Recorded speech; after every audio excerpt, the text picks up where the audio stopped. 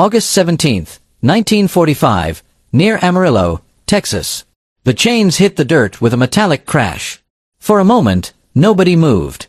The sound echoed across the dry Texas ranchland, swallowed by the endless plains stretching toward the horizon.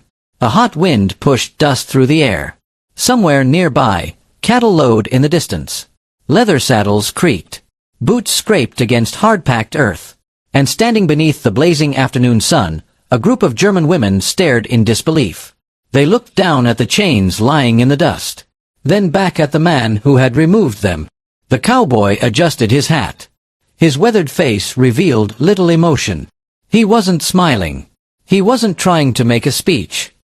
He simply looked at the women and said something none of them expected to hear. "You're human beings." The women froze. Several blinked in confusion. One glanced toward the American guards, certain she had misunderstood. Another instinctively rubbed her wrists where the cold metal had rested only moments earlier. The words seemed impossible. Human beings. Not prisoners. Not enemies.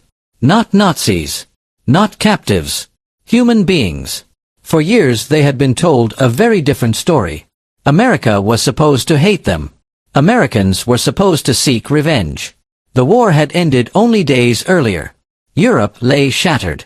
Millions were dead. Entire cities were ruins. Hatred should have been easy. Hatred should have been expected. Yet here, beneath the scorching Texas sky, something wasn't making sense. The contradiction felt almost painful. Because these women had spent months preparing for cruelty. Many had spent years fearing it. Instead, they were watching a Texas cowboy remove their restraints and speak to them with dignity. Nothing about the situation matched what they thought they knew.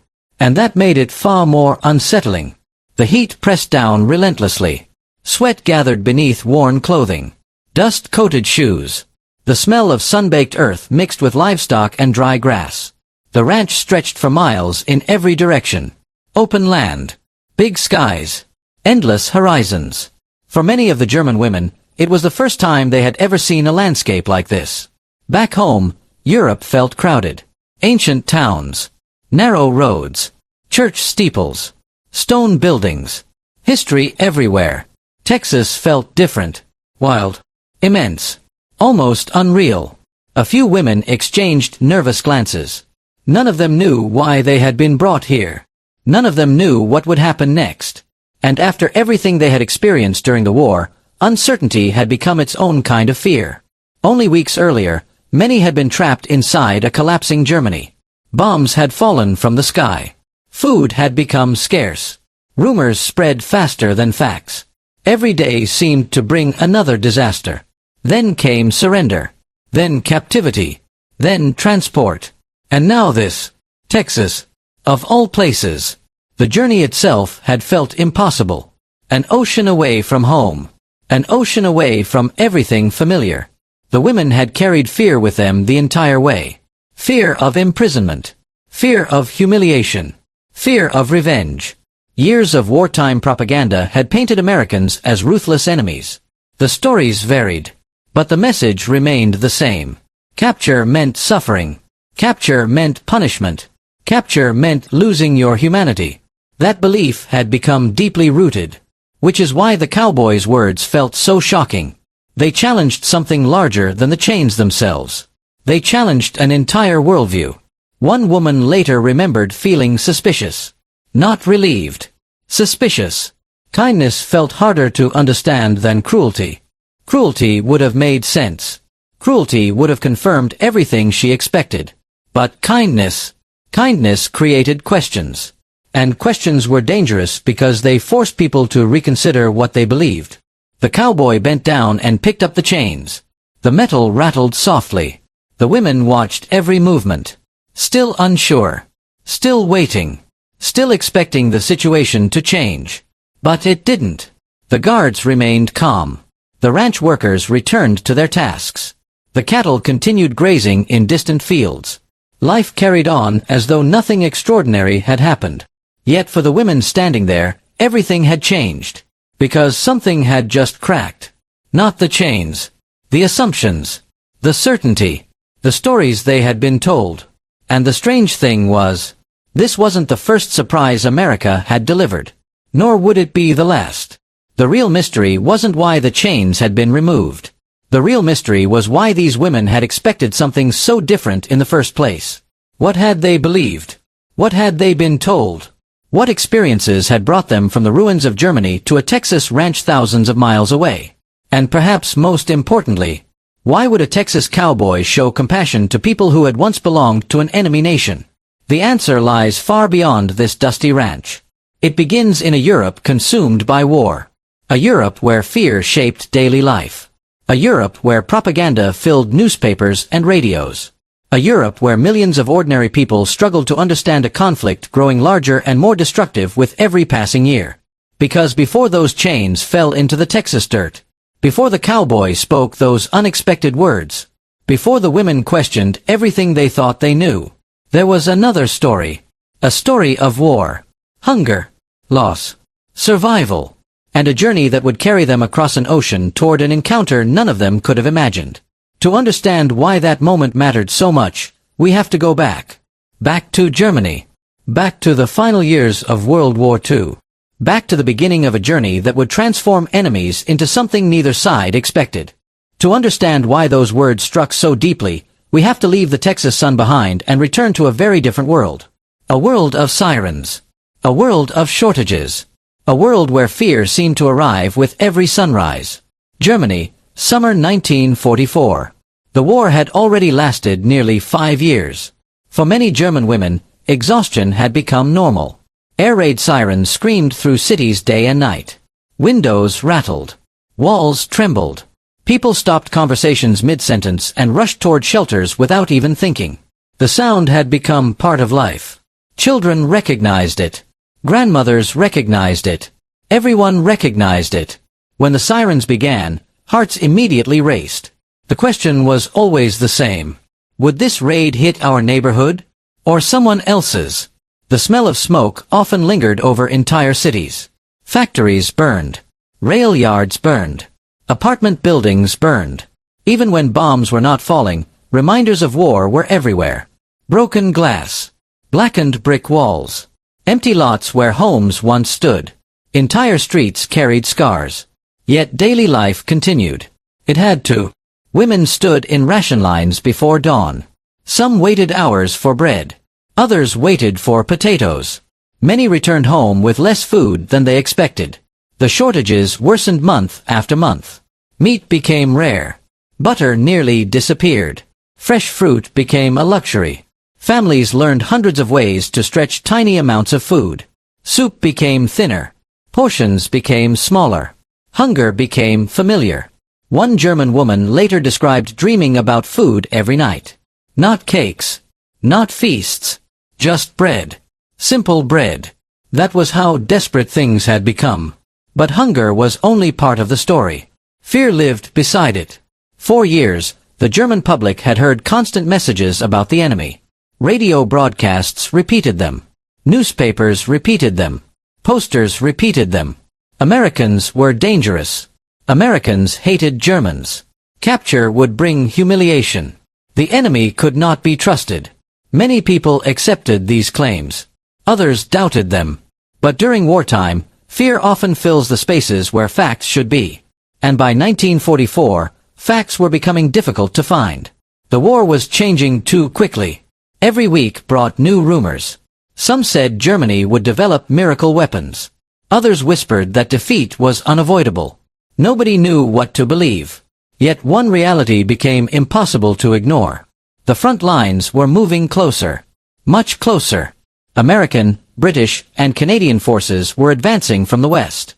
Meanwhile, Soviet armies pushed relentlessly from the east. Germany was being squeezed from both directions. The pressure increased every day. In villages and towns across the country, women watched columns of wounded soldiers returning from the front. Many looked exhausted. Many looked defeated. Their faces revealed what official reports often concealed. The war was not going well. Not at all. Still, life continued. Women worked in factories producing ammunition. Women worked on farms harvesting crops. Women repaired damaged roads. Women cared for children and elderly relatives. The responsibilities seemed endless. And beneath everything lurked a question few wanted to say aloud. What happens if Germany loses? The question felt dangerous. Yet more people asked it privately. Especially as Allied bombers filled the skies. Especially as casualty lists grew longer. Especially as the sound of distant artillery crept closer. Then came the winter of 1944. For many Germans, it became one of the hardest winters of the entire war. Coal shortages left homes cold. Food shortages intensified. Transportation networks struggled. The weather itself seemed hostile. Snow covered damaged streets. Frozen winds cut through worn coats. Families crowded into small heated rooms whenever possible. Outside, Europe felt locked in ice. Inside, uncertainty continued to grow. And then something happened that changed everything. The Western Front collapsed faster than many expected. Allied armies crossed into German territory. Town after town fell. Roads filled with refugees. Horse-drawn wagons rolled beside military vehicles. Women carried suitcases. Children carried blankets. Entire families moved without knowing exactly where they were going. They simply moved away from the fighting. Away from danger. Away from uncertainty. But uncertainty followed them anyway. One witness later described the roads as rivers of humanity. People everywhere. Thousands moving in every direction. The sounds never stopped. Crying children. Vehicle engines. Barking orders. Horse hooves. Footsteps. The constant noise of a society in retreat. Among those crowds were countless women. Some worked in military support organizations. Some worked in administration. Some were nurses. Some were civilians simply trying to survive. The distinctions mattered less and less as Germany's situation deteriorated. Everyone shared the same fear. Nobody knew what tomorrow would bring. As spring approached, the signs of collapse multiplied. Fuel became scarce. Communications failed. Entire regions became isolated. Rumors traveled faster than official information. One day people heard American forces were 50 miles away. The next day someone claimed they were already nearby. Nobody knew what was true. And that uncertainty created panic. Yet amid all this chaos, another emotion quietly emerged. Relief. Not everywhere. Not for everyone. But for some people. Because endless war had exhausted them. Years of bombings. Years of shortages. Years of loss. Many simply wanted it to end. No matter how. No matter what came next. Then came April 1945. The final act. The sounds of war grew louder. Artillery thundered across entire regions. Buildings shook from distant impacts. The air itself seemed to vibrate. At night, flashes lit the horizon. The end was approaching. Everyone could feel it. But nobody knew what that ending would look like. Some feared Soviet occupation. Others feared American occupation. Most feared the unknown. And then, almost suddenly, the impossible happened. The government that had dominated Germany for years began collapsing. Leadership structures disintegrated. Military resistance weakened. Confusion spread. The certainty that once seemed permanent vanished almost overnight. Millions of people found themselves caught between old realities and new ones. For women across Germany, this period felt surreal. The world they had known was disappearing. And nobody could explain what would replace it. Then came the surrender. May 1945. The war in Europe was over. Officially. The guns did not stop instantly everywhere. The confusion did not vanish overnight. But the conflict that had consumed an entire continent had finally ended. Church bells rang in some places. People cried in others. Relief mixed with grief. Hope mixed with fear. Because peace raised new questions. What happens now? What happens to prisoners? What happens to displaced people? What happens to those associated with the defeated nation? The answers varied. And for many German women, uncertainty remained overwhelming. Some found themselves gathered at temporary processing centers. Others were transported to holding facilities. Many expected harsh treatment. After all, they had spent years hearing stories about enemy revenge. Now they would discover whether those stories were true. The first encounters often felt tense. American soldiers stood guard. Orders were issued. Names were recorded. Documents were checked. Nobody knew what to expect. Every interaction felt important. Every expression felt meaningful. One former prisoner later recalled watching an American soldier hand a piece of chocolate to a hungry child. The image stunned her. Not because chocolate existed, but because she had never imagined seeing such a scene involving the enemy. The moment challenged something inside her. A small doubt. A small question. What if everything we've been told isn't completely true? At first, she pushed the thought aside. Many others did the same. Old beliefs do not disappear easily, especially after years of war. But the doubts continued growing. And with every new encounter, they became harder to ignore. Soon, larger groups of women were assembled for transportation. Nobody provided many details. Destinations remained uncertain. Future plans remained unclear.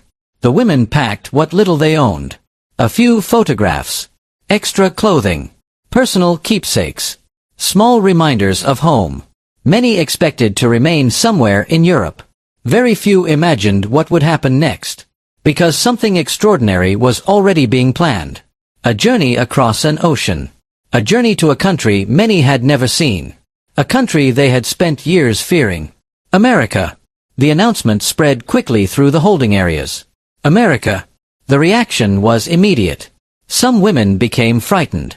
Others became curious. Many simply refused to believe it. An ocean away. Why? For how long? What would happen there? Nobody seemed to have answers. And when people lack answers, imagination takes over. Rumors exploded. Some claimed the prisoners would spend years in labor camps. Others insisted they would never return home. A few whispered even darker possibilities. Fear returned. The uncertainty grew heavier. Yet the transfers continued. The women were moved toward ports, toward ships, toward a future none of them could clearly see.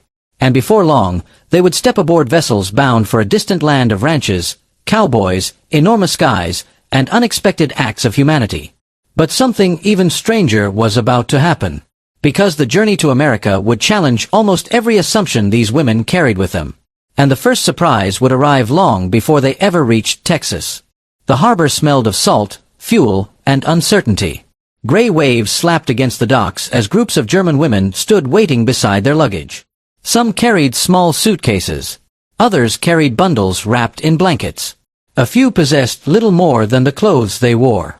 Everything else had been lost somewhere during the war. Lost to bombings. Lost to evacuations. Lost to chaos. Ahead of them rose a massive transport ship. Its steel hull towered above the water like a floating city. The women stared upward. Many had never traveled by sea before. Now they were about to cross an ocean. Not by choice. Not for adventure. But because history had carried them there. American soldiers directed groups toward the gangway. Boots echoed against metal. Orders drifted through the air. Seagulls circled overhead. The atmosphere felt strangely calm. Almost too calm. Several women expected shouting. They expected rough treatment. They expected humiliation. Instead they encountered efficiency. Everything seemed organized. Predictable. Professional. And that alone felt surprising. One woman later admitted that every hour without mistreatment increased her confusion. The enemy wasn't behaving like the enemy. The thought returned again and again. As the ship finally departed, Europe slowly faded behind them. The coastline shrank. Buildings disappeared. Land dissolved into a thin line on the horizon. For many women standing on deck, the moment felt emotional. Some silently cried. Others remained expressionless. Everyone understood the same thing. Home was disappearing. And nobody knew when they would see it again. The Atlantic stretched endlessly before them. Days blended together. Water. Sigh. Water again. The ship groaned constantly. Metal creaked. Engines vibrated beneath the decks. The smell of salt mixed with machinery and fresh ocean air. At first, many women became seasick. Meals were difficult. Sleep was difficult. Even walking required effort. But gradually people adjusted. Conversations increased. Small groups formed. Women gathered along railings and watched the ocean roll past. Some discussed family members. Others discussed rumors. Many discussed America, the mysterious destination waiting on the other side of the sea. What did America actually look like? Were the cities really enormous? Did everyone own automobiles? Were stores truly filled with food? The stories sounded unbelievable, especially to people coming from a continent devastated by war. Yet nobody knew what to believe anymore. The old certainties had already begun falling apart. One evening, as the sun sank into the ocean, several women stood quietly near the rail. Orange light reflected across the waves. The sea seemed peaceful, a strange contrast to the violence they had left behind. Then one woman finally asked a question that had been lingering in everyone's minds. What if America isn't what we expected? No one answered, because deep down, many were beginning to wonder the same thing. Days later, excitement spread across the ship. Land had been spotted. Women rushed toward every available view. The coastline appeared as a dark shape on the horizon. Hour by hour it grew larger. America, the nation they had feared. The nation they had fought against. The nation they had never seen. Now it stood directly before them. As the ship entered harbor, amazement spread through the group. The scale alone felt overwhelming. Huge docks, towering cranes, rows of ships, busy rail lines, endless activity. Everything appeared intact. That was what shocked them most. The absence of destruction. No bomb craters. No burned-out neighborhoods. No shattered factories. No collapsed buildings. For years, war damage had dominated every landscape they knew. Now suddenly it was gone. The realization felt almost surreal. Soon the women boarded trains bound for the American interior. And another surprise awaited them. The countryside. Mile after mile of farmland stretched beyond the windows. Green fields. Healthy livestock. Large barns. Well-maintained roads. The scenery seemed endless. One woman described it as a country untouched by war. Of course America had sacrificed enormously during World War II. More than 16 million Americans served in uniform. Hundreds of thousands never returned home. Yet unlike Europe, the fighting had not devastated the American homeland. To these women, the difference felt staggering. The contrast appeared everywhere. Rail stations, towns, roads, shops. Even simple things attracted attention. Vending machines, soft drinks, large food portions, bright advertising signs. America seemed abundant in ways they struggled to understand. But the real surprise had not yet arrived. After days of travel, the trains rolled into Texas. And for many German women, Texas looked like another planet. The sky seemed impossibly large. The horizon stretched forever. The heat felt relentless. Dust swirled across open land. Everything appeared bigger, wilder, less familiar. The women watched from train windows as ranches rolled past. Cattle grazed in distant fields. Windmills turned slowly in the hot breeze. Cowboys rode horseback across enormous stretches of land. At first many assumed they were seeing movie scenes. The reality felt too strange, too different from Europe. Then came the destination. A work facility connected to agricultural operations where some prisoners would assist with labor shortages created by the war. Throughout America, prisoner labor had been used in farms and agricultural projects during wartime. Workers were desperately needed. The arrangement benefited local communities while helping support food production. Yet when the German women first arrived, none of this mattered. Their attention focused on something else. Fear.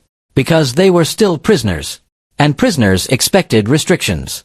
The women stepped from trucks into blazing sunlight. Heat radiated from the ground.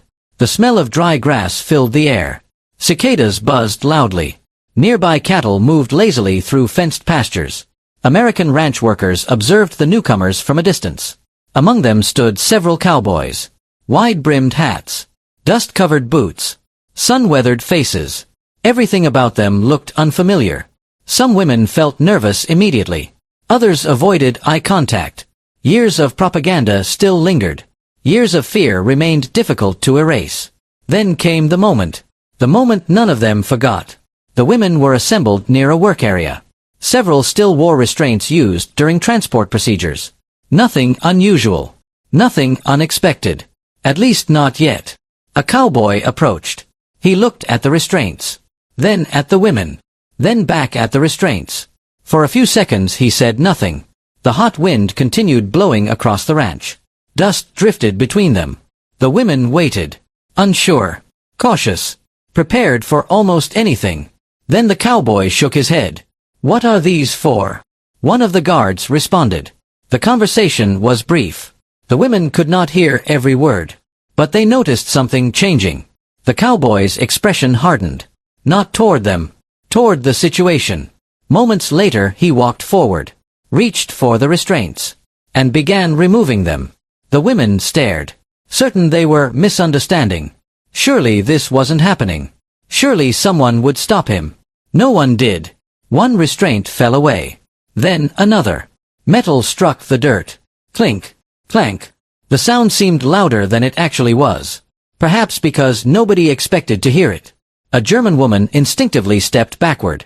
Not out of fear. Out of confusion. The cowboy looked directly at her. His voice remained calm. Simple. Matter of fact. You're human beings. Nothing more. No speech. No lecture. Just 5 words. 5 words that shattered years of assumptions. The women exchanged stunned glances. Several looked visibly emotional. One later admitted she nearly cried. Not because the restraints hurt. Because she had spent years believing Americans viewed Germans as less than human. And suddenly a stranger from Texas had demonstrated the opposite. The emotional impact proved difficult to describe. War creates distance between people. It creates labels. Enemy.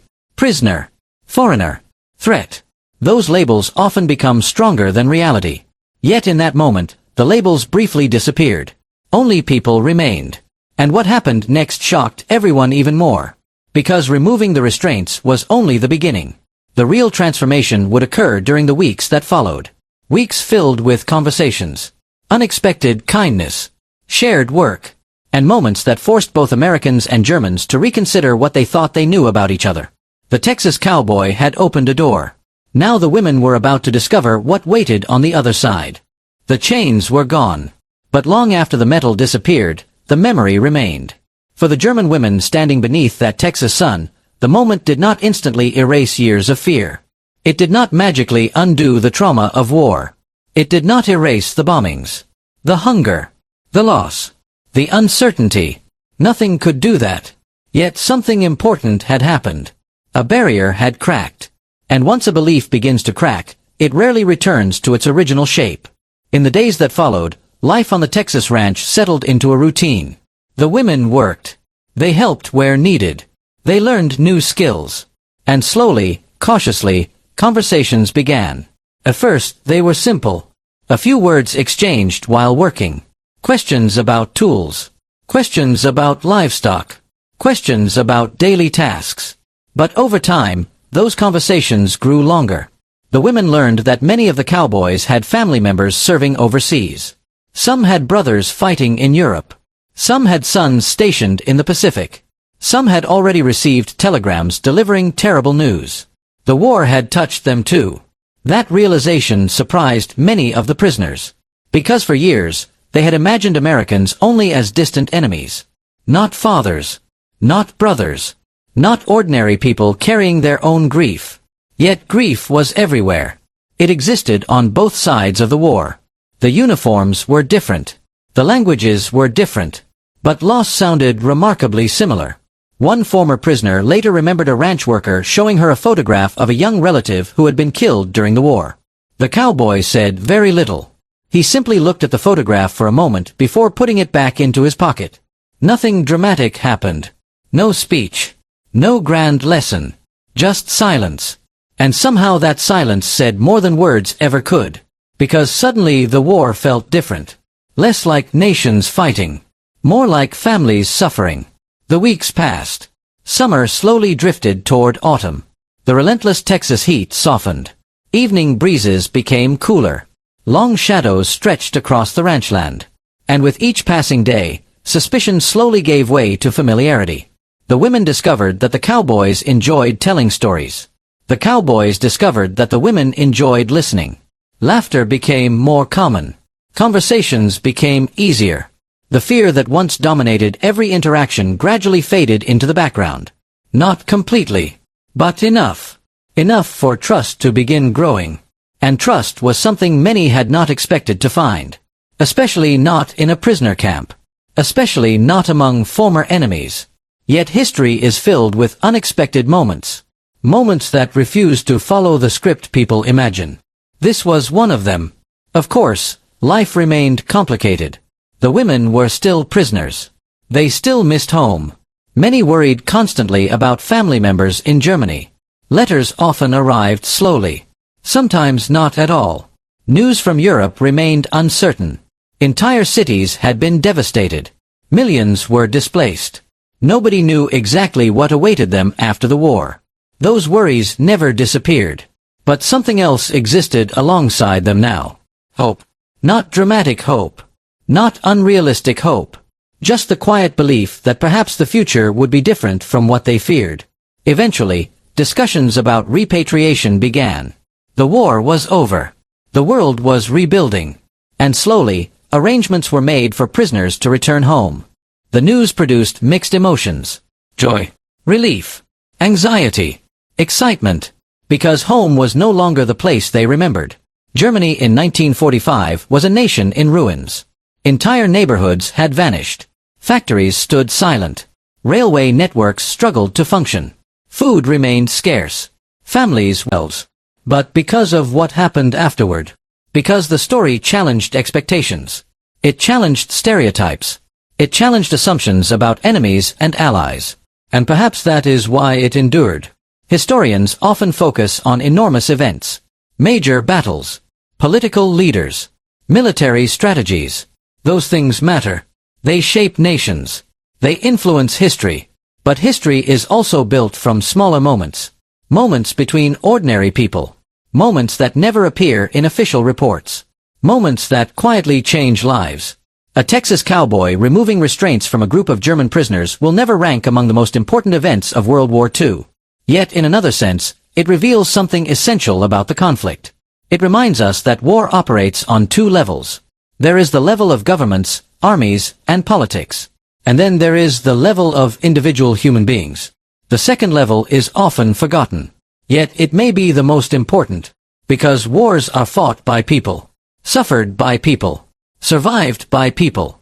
And ultimately remembered by people. The women who arrived in Texas expected cruelty. Years of propaganda had prepared them for it.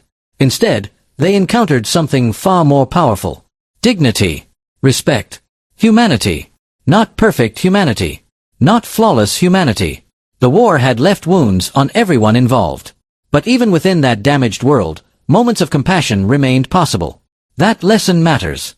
Not only for understanding World War II, but for understanding human nature itself. History repeatedly shows how easily people can be taught to fear one another. How easily labels can replace understanding. How easily enemies can become symbols rather than individuals. Yet stories like this remind us of something equally important. Those barriers are not permanent. Sometimes they collapse in extraordinary ways. Sometimes they collapse through simple acts or scattered. Returning home would not mean returning to normal life. Normal life no longer existed. The women understood this. Yet home still called to them. It always would. When departure day finally arrived, many expected it to feel simple. Instead, it felt complicated. Very complicated. The women packed their belongings. Some possessed more than they had arrived with. Small gifts. Photographs. Personal mementos. Tiny reminders of their time in America. The Texas ranch workers gathered to say goodbye. Handshakes were exchanged. A few tears appeared. Not everyone cried. Not everyone spoke openly. But emotions lingered beneath the surface. One woman later admitted she never expected to feel sad leaving people she had once considered enemies. Yet that was exactly how she felt. Because something important had happened. The enemy had become human. And once someone becomes human in your eyes, hatred becomes far more difficult. The trains carried the women away. The ranch disappeared behind them. The endless Texas sky faded into the distance. Another chapter had ended. But the story was far from over. Back in Germany, reconstruction began. Slowly. Painfully. Entire communities worked to rebuild homes, roads, schools, and businesses. The process took years. In some places, decades. Many of the women eventually married, raised families, built new lives. And as the years passed, memories of the war gradually became history. Yet certain memories remained vivid. The first sight of America. The vast Texas landscape. The smell of dry grass. The sound of cattle in distant fields. And above all, the moment the chains hit the ground. For some women, it became a story told to children and grandchildren. A story that seemed almost unbelievable. Not because of the chains themselves. A conversation. A gesture. A decision. 5 unexpected words spoken beneath a Texas sky. You're human beings. In the end, that may be the real legacy of this story. Not the ranch. Not the prisoners. Not even the chains. The legacy is the reminder that humanity can survive even in places where we least expect to find it. That compassion can appear in the aftermath of violence. That understanding can emerge from conflict. And that sometimes the smallest moments reveal the deepest truths. Long after the war ended. Long after the ranch workers were gone. Long after the women returned home. The memory endured. A memory carried across oceans. Across decades. Across generations. A reminder that in a world divided by war, one simple act of respect had the power to change how people saw each other forever. If you enjoyed this hidden World War II story, please like, subscribe, and join us for more forgotten stories from history.